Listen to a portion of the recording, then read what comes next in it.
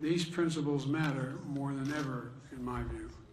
And today, we're taking our cooperation to new heights. First, we are strengthening.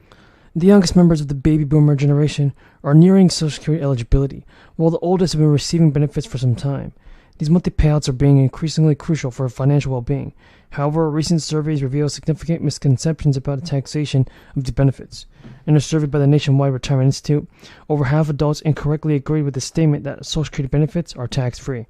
Similarly, in a survey of adults nearing retirement age, more than half incorrectly believe that Social Security retirement benefits are subject to income tax, just like withdrawals from the IRA account. While both Social Security benefits and traditional IRA withdrawals can be subject to federal income, the extent differs, because according to Motley Fool, each dollar from a traditional IRA is considered taxable income, whereas Social Security is taxed only when taxpayers surpass economic thresholds. These thresholds are determined by adjusted gross income, non-taxable interest, and one-half of Social Security benefits. Overall, only a portion of Social Security benefits is subject to federal taxation, even beyond these thresholds. Initially targeting higher earners, the combined income thresholds have not been adjusted for very long, and now over half of recipients now owe tax on benefits due to annual COLA pushing payouts even higher. These annual extending increase means that retirees currently exempt from taxes benefits might find themselves above the thresholds in the future. Social Security taxation varies across states. Most states don't even tax benefits, and in the 12 that do, state-specific deductions and exemptions often limit the extent of taxation. Notably, Missouri and Nebraska plan to stop taxing Social Security in 2024. Despite being the smallest revenue stream, the taxation of benefits contributes to Social Security financing, and payroll taxes constitute the majority, followed by interest and taxation of benefits, with a projected $22 trillion deficit through 2097. The Social Security Trust Fund faces depletion by 2034. Resolving this requires increasing revenue, cutting benefits, or a combination of both. It also seems like gas prices are slowly pulling back from the highs of last month, because according to the top energy analysis, Yahoo News, right now if you're a gasoline shopper, you can find gas at less than $3 a gallon in some states. Now we're all looking at 25 to 50 cents per gallon drop in retail. That is virtually certain. Extra aid is slated to support to children and families. More relief is on the way. A one-time direct deposit worth as much as $250 are set to go out to millions of Americans, and thanks to a bill that was approved today. This legislation will also help cut poverty rates. The Biden administration has proposed a brand new rule that helps students with crippling debt. And more relief has been approved on a state level. Democrats reached a deal on a $3 billion plan to send one-time tax rebate checks of $260 to 2.5 million Minnesota residents. It creates a new tax credit that they hope will slash childhood poverty rates and exempt many seniors from taxes on their Social Security income. Local governments will see a boost in aid to keep property taxes down and help cover the public safety cost. Not everyone will see a tax cut under the bill, and some corporations and wealthier Minnesota residents will pay more. The deal presented late Wednesday night comes after months of negotiations among Democrats on how much to cut taxes and who should benefit the most. With a historic $17.5 billion budget at the proposal, the Republicans have been critical of the plan and also pushing for more of the surplus to be devoted to tax cuts. The final agreement on the one-time tax rebate is smaller than $1,000 for individuals and $2,000 for married couples. But under this finalized deal, Minnesota people who make up to $75,000 a year can get a one-time refundable tax credit, and people will get a lot of money and help from this department.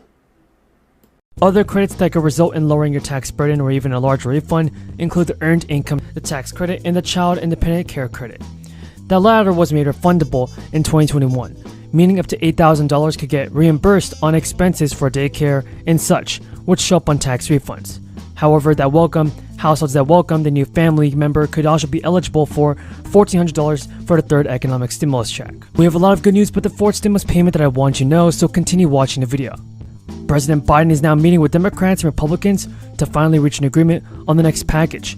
Americans are urging President Biden to sign a new executive order that would allocate billions of dollars towards a fourth round of payments. So, we have some good news. President Biden's administration is actually going to renew its push with lawmakers to secure crisis funding this week. That's according to White House official that told CNN that per month. This is, it's never happened before. And look, history's been made here. But it comes alongside the largest drop in unemployment rate in a single year on record. The Senate in history of the United States has been amazingly and extraordinarily productive. 20 months into the Democratic majority, I just want to take a moment to highlight the many, many accomplishments we have secured in this chamber under Democratic leadership. It's the most in recent memory.